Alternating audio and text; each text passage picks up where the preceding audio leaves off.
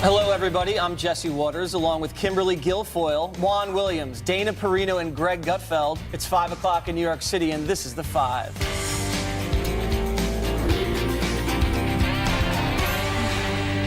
Democrats and the liberal media on a new tear today to prove President Trump is unfit to lead. The day started off with another meltdown from the left over tough language used at last week's immigration meeting. You're under oath.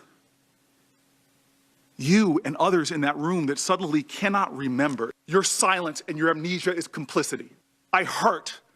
When Dick Durbin called me, I had tears of rage when I heard about his experience in that meeting. And for you not to feel that hurt and that pain and to dismiss some of the questions of my colleagues, saying I've already answered that line of questions when tens of millions of Americans are hurting right now because of what they're worried about what happened in the White House. That's unacceptable to me. And then later this afternoon, it almost sounded like the mainstream media was disappointed when they couldn't get the president's doctor to say he wasn't in good health physically and mentally. I was glued to this all afternoon. So the president's doctor came out and gave the guy a clean bill of health, Greg. And as you've said, this is the most transparent president ever. And the fact that they gave specific details about his diet, his exercise, even his mental faculties, makes you think, God, what else is there to know? Well, first of all, I think it's Cory Booker who needs a cognitive exam. I think he was losing his mind or just overacting a little bit. The best part of this press conference were reporters grilling this guy about diet and exercise. Have you ever seen a reporter's diet? Have you ever seen a reporter exercise? You saw that disheveled mess in the back. I can't think of his name. It's some guy. That doesn't narrow it down. Exactly. His hair's a little. He was asking about cholesterol. That guy inhales cholesterol. They have the health of a hobo. Trump, you have to understand, I think a lot of young people don't get this. He's your old school uncle. There's no Pilates. There's no meditation. There's no organic kale. He eats what's in front of him, usually covered in ketchup. But then he's healthier than a yoga instructor because he's healthy like a bull as opposed to healthy like a ballet dancer. It's like old school health. He might be like this forever, but then he might drop. But that's everybody knows yep. These kinds of people. Strong like bull. Yeah, so, but they're just they don't do what you're supposed to do. They just do what they want. Yeah. So he eats whatever he wants, and he doesn't exercise except when he plays golf, Kimberly. But he doesn't smoke tobacco, never has, and doesn't drink. And the doctor actually says that if he hadn't eaten all this McDonald's his whole life, he could have been 200 years old and still been kicking. But he's got great stamina. He barely sleeps, I think 4 to 5 hours a day. What was your assessment of the president's exam? Well, I mean, it's in keeping with how people are supposed to know that his health and physical condition is. In that, he is active with golf. He loves to play golf. And he has, I guess, a very good genetic composition in terms of, he's able to enjoy good health and get good numbers.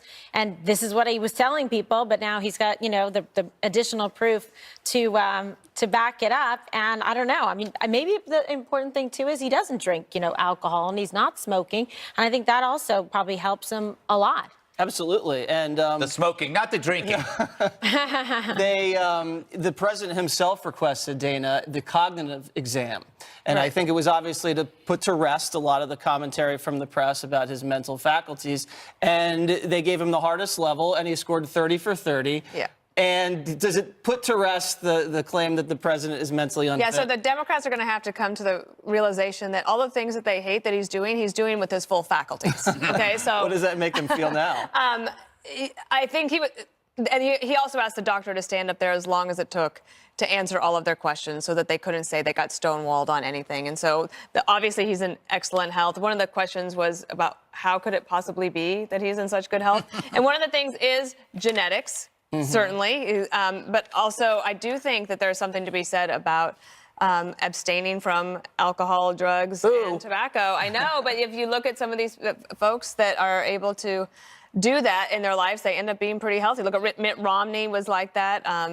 And I think that I will not be able to put Name down the another red one. wine. Well, I was thinking about 43 because one of the things that the media obsessed with him was that he had drank until he was 40 and then he stopped drinking. But every year when we did the physical, they obsessed over how many cigars did he smoke. Interesting. And that was going to be the thing that was going to be the sure issue that made him not be able to be president.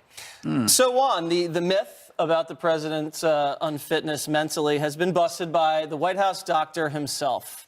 Wait a second. I Would think you you said care it was a cognitive exam, not a psychological exam. Yes, a cognitive exam. Right. So He that's scored very 30 different. for 30. That's different than saying that, oh, all the narcissism, all the impulsiveness, that's okay, that's normal. He didn't say that. He President said Obama was never cognitively. narcissist at all, right? I Didn't he don't say know. he was I'm going to not like talking- lower oh. the sea levels himself? Why? Being a You wanna change jerk, the in your topic, opinion, right? is not a Go mental ahead and condition. change I want to the talk topic. about president's fitness all day. So here's the president's fitness. You know, he did very well on this exam, right? And you should give him credit where credit is due. But I think what you guys are up to is saying, look at these reporters. And by the way, Gregory, Yes. I exercise and I try to eat well. Okay, That's so your problem. So I think the big problem is that someone who is not drinking, not smoking dope, not doing anything, somehow in the middle of the night is sending out these offensive tweets. That might be the news. But to me, he's in good health, and that should be acknowledged. But the reporters, I think, had every right to ask questions about, well, what's going on with this guy who eats McDonald's and behaves in this way, trying to get at some understanding of what is at the root of his dysfunction at times. Well, I think what you're trying to diagnose a personality as a medical condition. Sometimes, effective bosses, you don't have to like them. You can be a jerk. I've said it before. I'd rather have a jerk doctor who saves my kid's life than a charming doctor who lets the kid die. So the fact is, when Acosta asked the same question, well, that was a cognitive exam. It wasn't a psychiatric one. Is that? And then they go, yes, that's right. He goes, aha. So he is crazy. No, you cannot. Did you accuse Juan of stealing CNN Jim Acosta's Well, question? no. Juan wasn't watching it, but you can predict. You can predict this stuff. I actually think we have some sound from these reporters asking about the president's fitness. Go ahead. Can you assess the president's mental fitness for office? I'm going to do a cognitive exam. I had no intention of doing one. The president did exceedingly well on it. So that was not driven at all by any clinical concerns I have. It was driven by the president's wishes. An incident recently where the president appeared to slur his words while giving an address. Did you look into what the cause of that might have been? We evaluated him. We checked everything out, and everything was normal. That suggested that could be related to dentures. Does the president wear dentures? The president has no partial or dentures of any kind. Do you believe he is fit for duty? Absolutely, he's fit for duty. I think he will remain fit for duty for the remainder of this term and even for the remainder of another term. Can you talk a bit about him as a patient? Just like every other president I've taken care of, on occasion I have to get the First Lady involved. Explain to me how a guy who eats McDonald's and Kentucky Fried Chicks and all those Diet Cokes and who never exercises is in as good a shape as you say he's in. It's called genetics. I don't know. It's some people have, just great genes. I told the president that if he had a healthier diet over the last 20 years, he might live to be 200 years old. I don't know. All the doctors and clinicians all across the country who have said that in this president they see symptoms of this, that, and the other. Symptoms in what way? Well, symptoms of dementia. People shouldn't be making those kinds of assessments about the president unless they've had the opportunity to get to know him and examine him. And, in my opinion, that's just tabloid psychiatry. Wow, that was a pretty aggressive response. So great genes. When will the president tweet that he has great genes? Right now. I think about already happened. 6:32 tomorrow morning. Right, when he slept only 4 hours. I think the denture comment you also liked because we talked about when he seemed like he was slurring one time. The doctor said he prescribed Sudafed, and that might have made him dry. The doctor basically said, we looked into it as an anomaly, not a big deal. But then one of the rumors had been, well, maybe it's because he has dentures, and I don't think anyone ever actually asked the White House about that. I wouldn't, and I don't care whoever has dentures. But anyway, that's all clarified now. The president does not have dentures of any kind. That's right. Now, our Polygrip sponsor is going to be very upset. By the way, And that is his hair. My favorite. Jesse saw it. My favorite question was the British reporter who asked the doctor if Trump asked the doctor how he could be as healthy as Barack Obama. Oh, that was fantastic. Only a British reporter. Remember Obama was the 10-pound weights at the gym? Smoking. And smoking. That was Rumored to be smoking, right? Maybe that's why he was playing so much golf. Juan, so the president called for the cognitive test, and he got it. It was the first time a cognitive test was ever issued towards a sitting president. Oh, okay. And do you feel now better about the president of the United States? Or About worse? his health. I think there was good news about his health. Very right? good. You should be that's happy good. about it. Well, I certainly am. He's my president, too. He doesn't act like it, but he is. But I will You want say... to talk to him about it? you know what? At this point, the question is, what do you say to this guy? I don't know. So let's say he's just totally sane and he's in good health, so he has no excuses. Oh, my God. Kimberly, the most amusing part, I thought, was when the doctor said, sometimes I have to get the first lady involved when Yes. he needs to take his pills. Yeah, well, she's got to like step in and make sure that he listens and takes his vitamins. That's right. And, you know, but His that's multivitamin. But that's kind of sweet, isn't it? Right? Like It husbands is. and wives do that, and they help each other out. And We all want him partners. to be healthy. Yeah, well, that's My wife doesn't do that with me. She tries to get me to eat more cheeseburgers. She hides your pills. She hides the pills. Interesting. That might be a personal situation. When More of that on when the fire. 43 choked on a pretzel and passed out and hit his head at the White House, how scary of a moment was that? Well, I was not a press office person then. I was in a different part of the White House, but a friend of mine was the duty officer that day, and the press absolutely went wild. But that was very scary. I mean, and Carbohydrates. Remember that show 6 Feet Under? Yeah. And I asked my mom one time, I was telling her about it, and she said, my biggest fear is choking when I'm alone, choking on a piece of food when I'm alone, and nobody knows about it, and I die. And I'm like, Mom, that never happens. Then that episode happened with the president. Of course, obviously, he was totally fine.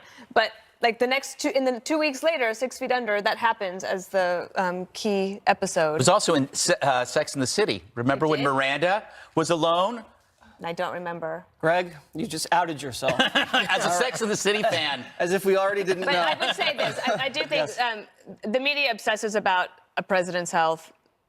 It should be a one-day story now. I think it is a good thing that the president had this exam and had the doctor answer all those questions. A lot of these questions were perpetuated by the doctor's note that he released during the campaign that was like, this is the most amazing guy. It turns Crazy out doctor. the guy was right. But it wasn't very believable at the time. All right. Have you checked your 401k today? Take a peek in the break, and we're going to be celebrating along with you guys next.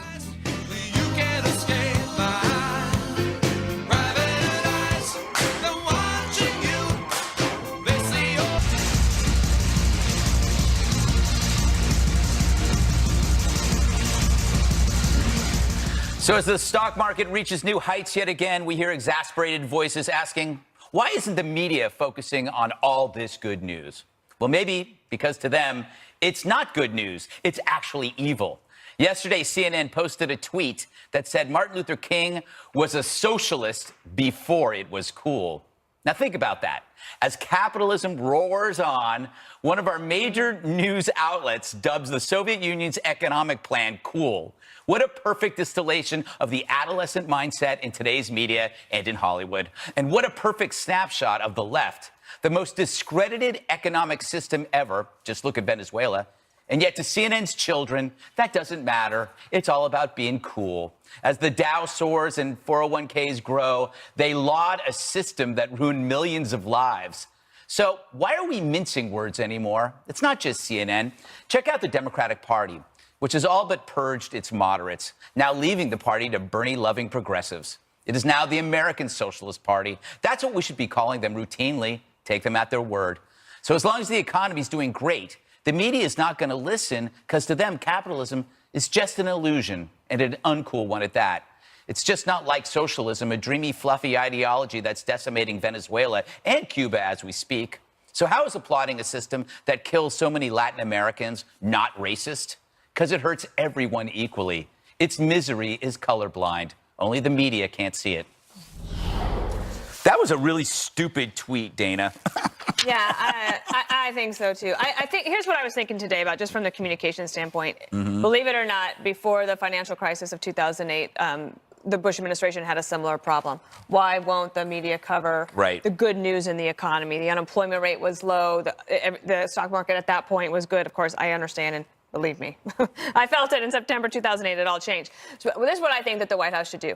they have to make a choice. They could either win by complaining that the White House doesn't get the coverage and the credit that it deserves for all the great economic news that's out there, or they could show, not tell, and make the media cover it. Because if President Trump left town and he goes and he chooses 10 cities to go to in the next 30 days, the media has to cover no matter what he's doing. True. So just go and show the bank that's making more loans and the business that's hiring more people and make them follow him wherever he goes. And then they wouldn't have much to complain about because they actually would get coverage, not only in the national media, but in all of those markets as well. And he could stop at gyms along the way to tie in his physical fitness. Kimberly, the Wall Street Journal asked 68 economists about the economy, and most suggested that Trump's election deserves at least some credit for what's happening. Yeah, it's actually fair, you know, so fair and balanced. Where'd they learn that from, right? Wall Street Journal. That's us. Yes. And so I like to see that because, you know, we deserve as Americans, as the public, honesty, you know, and fair reporting and accuracy. And they should give credit where credit is due. So I was applauding them like this. Yes. And while I was reading to say, okay, you know, this makes sense. Things are going in the right direction. But will they continue to be forthright, the media and the rest of the mainstream media, to give President Trump the credit for his economic gains that he has been able to attain very early in his presidency? All right, Jesse, we can't just blame the media entirely. Things are going great, which is good news, but Trump often, he can step on it by doing something, and then the media will take any opportunity to report on that. Yes, I guarantee you he's going to step on the good news. Dana made a great suggestion. I remember when President Obama would do these tours, and he'd go to Ohio or he'd go to Iowa, and he'd give these big populist speeches about, you know, the 99%. President Trump should do the same thing and go to these places, especially manufacturing towns and the towns in Wisconsin and Pennsylvania and Ohio and the states that he won. And he is going to Pennsylvania Thursday. And that's a great move. And just talk about capitalism and talk about, you know, ripping apart regulations. I opened up my 401k 2017 statement last night, and then I had a cocktail because it looked great.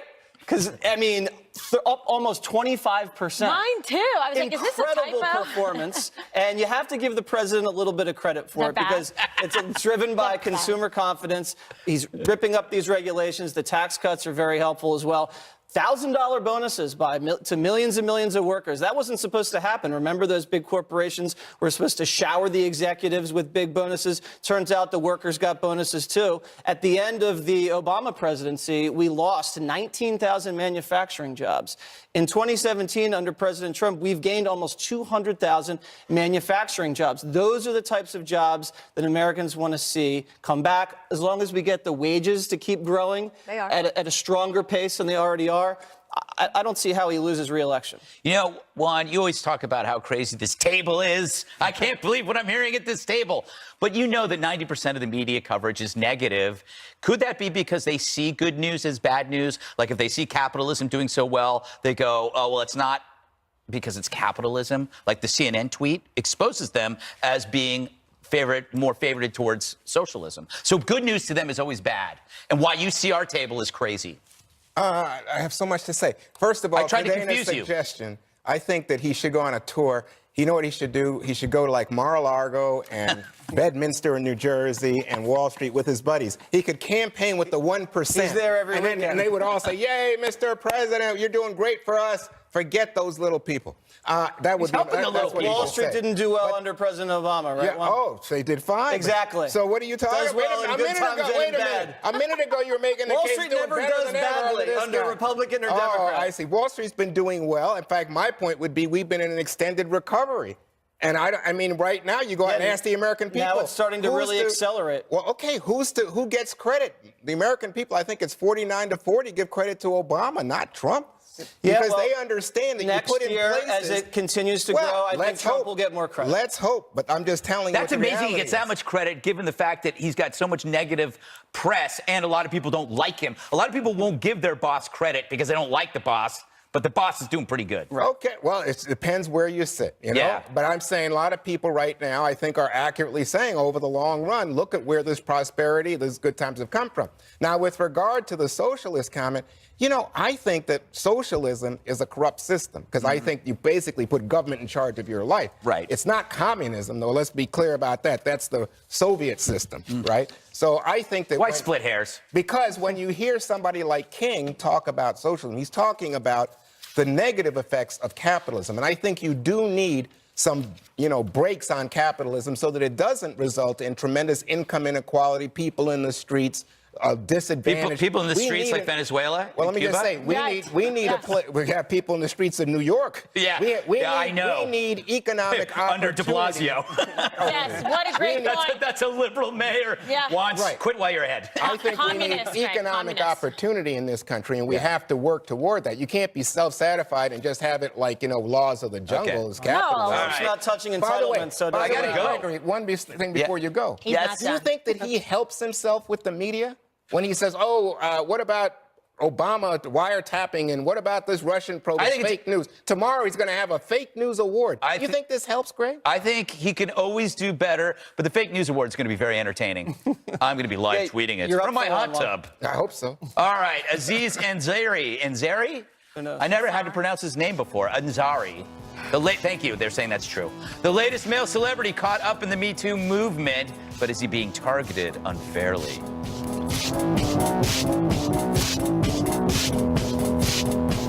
Mr. President, you understand that your testimony here today is under oath? I do. This is really a result of our inexperience in Washington. She didn't tell the truth. I, like everyone else, would like to know the answer. He started to put his hands and slide up my legs. Bill Clinton lived a double life. I did not have sexual relations with that woman. Scandalous, a groundbreaking 7-part series. Premieres Sunday at 8 p.m. Eastern, right here on the... The Me Too movement has claimed the careers of a number of powerful men over the last year. Now comedian and actor Aziz Ansari is in the crosshairs, but he and others are pushing back strongly against the allegations. The editor of Babe defends publishing a story from an anonymous accuser referred to as Grace about her date with Ansari in September. Grace says it ended with him forcefully kissing her and trying repeatedly to have sex with her. Ansari says the encounter was, by all indications, was completely consensual. HLN anchor Ashley Banfield thinks the accuser is the one in the wrong here for, quote, chiseling away at a powerful movement. Dear Grace, not your real name. I'm sorry that you had a bad date. I have had a few myself. They stink. Let's take a moment to reflect on what you claim was the worst night of your life, end quote. You had a bad date. Your date got overly amorous. After protesting his moves, you did not get up and leave right away. You continued to engage in the sexual encounter. What you have done, in my opinion, is appalling. You went to the press with the story of a bad date, and you have potentially destroyed this man's career over it. Wow. So this was powerful. She really went out on a limb there. I used to work with her at Court TV. But what do you make of this, Greg? So we talked about this where, you know, is there going to be a pendulum swing? Is there going to be a chilling effect? What can you do in terms of due process to evaluate some of these claims? How do they, rank? Well, that's very impressive. I mean, you need, this movement needs more Ashley Banfields. And there aren't a lot of them because they know there's a risk involved. I mean, if you come out and you actually say something like that, you risk the modern feminism movement coming after you and saying that, you're now against us. Look what happened to Margaret Atwood. I mean, she wrote, the feminist treaty, what's it called? It was the dystopian thing that won all the awards. What? Handmaid's Tale. She said, basically, without due process, you're going to have an extremist movement that's going to hurt a lot of people. And and Ashley Banfield's basically kind of saying the same thing. And you've seen people like Barry Wiseman, who was, I guess, in the Atlantic. Caitlin Flanagan, Daphne Merkin, a lot of people, Christina Hoff Sommers. They're now coming out and they're helping correct this. And what they're basically saying is movement is in danger of relegating females to a helpless stereotype, one that can't call a cab, one that can't get up and leave, one that claims to be captive when I believe she was captivated by celebrity. She hung around there, and that anonymously sourced story legitimized revenge on bad dates, and it violated the story of the Me Too movement was about power. That, like, if a woman is assaulted by a man in a power relationship, right? Well, and that women are too scared to come out. Well, she did it anonymously, so she didn't have anything blow back on her. So she wasn't as brave as these other women that came out against Weinstein. And it wasn't a power structure relationship. It was a date. They had no relationship. He couldn't help her. She couldn't help him. It wasn't anything. And she stuck around, and there was consensual behavior. So I applaud Banfield, and I hope there are more women out there that have the guts to do that. Yeah. Dana, what was your take? Well, he took all my points. He said all the See, points. I should have just shut up. I saw him copying them down before the show. Ditto. That's all I got. Yeah, but what about the fact that Ashley Banfield came out, to say this in terms of just I think taking a it's great. I mean, we've been covering the story too. Yeah. Like yesterday, we had the quote from Condoleezza Rice. So perhaps there is some cooling that is being done in this issue, right? Like they say the Senate is the cooler of the hot house, and then you have the saucer that cools it down. Maybe it's interesting that it's happened, I think, so quickly. I know it was on Brian Kilmeade's show today, and he was talking about this. Viewers seem to be very interested in it. Jesse. Yeah, Greg made some great points. I just say that it's not a crime to be a jerk. There's a lot of guys that are jerks out there, but doesn't You prove mean, that, Jesse. It doesn't mean you have to lock them up for sexual assault. Oh, my God. That's right. Right. Juan wants to call a lawyer. So what's happening now, though, is that when you're actually trivializing real sexual misconduct when a bad date is now splashed all over the internet as something in the Me Too movement. The Me Too movement's starting to find the guardrails. They're getting a little loose, and they're going around the corner, and they're bumping up against some stuff. And bad dates is not in the Me Too movement. I think that's pretty clear. Half of the stuff was consensual. She could have left at any time. I said yesterday, bring the slap back. Bring the slap back. Girls, slap him in the face. There's nothing that's going to get a guy's attention like a nice brisk slap. And trust me, that's going to end things very quickly. Some people like that. All right, Juan. Well, what, Kimberly? Say what? Juan. No, I thought you were going to answer. So my take on this is, of course, that the Me Too movement really is about the power relationship and people who are abusing that power relationship. For example, a young woman who wants to be a movie star on Harvey Weinstein's couch. Right. That's an abusive relationship. And, of course, we're talking there about actual assault or rape in several cases. So we need to separate that out. But it's important to understand that in terms of corporate America, a lot of this is about the deep pockets of the big companies. And they're afraid of lawsuits. And so they act very aggressively when they hear these reports. And in the past, oftentimes they protected the men at the cost of the women. The women weren't heard or dismissed or treated like, oh, well, this guy's a big money maker for us, and we're not going to pay attention to some little lady who has a complaint. I think those days are gone, which is why when people say, you know what, this was revenge porn or the Me Too movement's finding the guardrails, I got to tell you, I don't think the Me Too movement is anywhere near finding the guardrails. I think that it is roaring at the moment. So you have some people, and I think that these people did a good thing. I think, for example, Caitlin Flanagan in The Atlantic saying this was revenge porn. I think that made it very clear. She's angry at this guy. She's 23 years old. I would caution everybody to remember that. She's a very young person. I don't know what she thought was going to go on with this celebrity. If she thought he was going to make her, who's that, Meghan Markle, who's now getting married to the prince or whatever. Maybe she had some fantasy, some fairy tale in mind. But she clearly now has tried to damage this guy in a way that I think is not fair to him. Correct. Ahead, a new dangerous social media fad spreading among teens, a story that all parents need to hear next.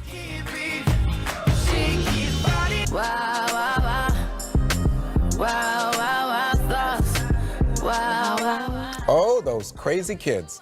Many of them now daring one another online to eat laundry detergent. And it's becoming a concerning viral trend. Now, please, do not do this, young people. No, seriously. But seriously, as Kimberly is saying, it's become known as the Tide Pod Challenge. Teens are posting videos of themselves chewing down on the pods. And, of course, I don't know why I just tell you this, but the side effects can be fatal. Poison Control warns the risks include choking, coma, seizures, and even death. So, Jesse, here's the numbers.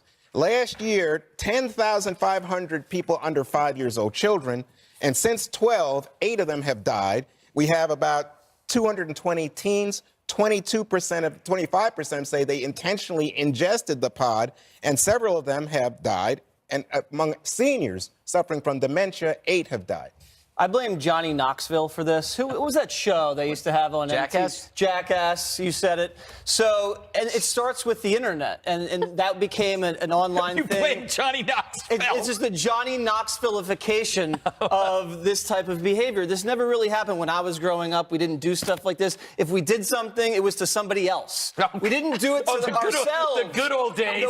The good old days when we pranked other people. You don't do it to yourself, but I blame the internet, because once you post it online, people judge you by how cool you are, how popular you are, by how many clicks you have or how many likes you have, and this is what drives it. Well, it's just ridiculous. So, Dana, what about things? I remember there was something called the cinnamon challenge, where you're supposed to eat a bunch of cinnamon. Yes. Or I think that this is the thing. I think that in order to stop this, one of the best ways is it's not that the 5 telling them not to do it will stop it. I think teen girls need to let it be known that they think this is super unattractive and a total turnoff. Well, if you're vomiting, and if they hear of any guys doing it, they will never date them ever. That's horrific. I don't You guys know. have all the power. It's true. Who would ever do that? I don't understand this. I really don't. I mean, who does this? So in reading about this, it said not only is there the cinnamon challenge, the gallon challenge, which I guess is you drink a gallon of something right at the same time, but there's also an alcohol challenge where you like set your hands on fire. That sounds really stupid. I don't set your hands I have an on idea. fire. Send Greg Gutfeld money challenge. Okay, you can't add challenge to something and make it worthwhile. By the way, they make these things look less attractive. They look like that's a good point. delicious. Anyway, okay. That's a good point.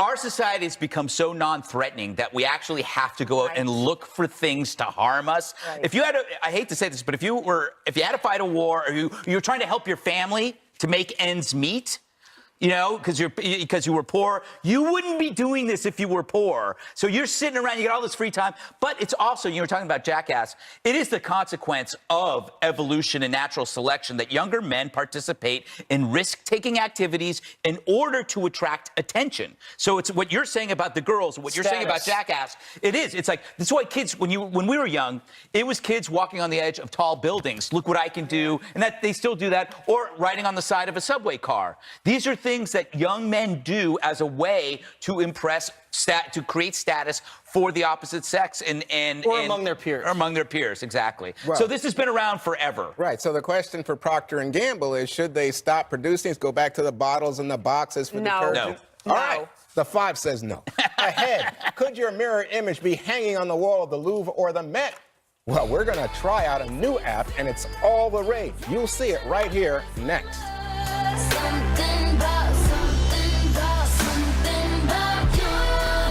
I was born during the winter of '77.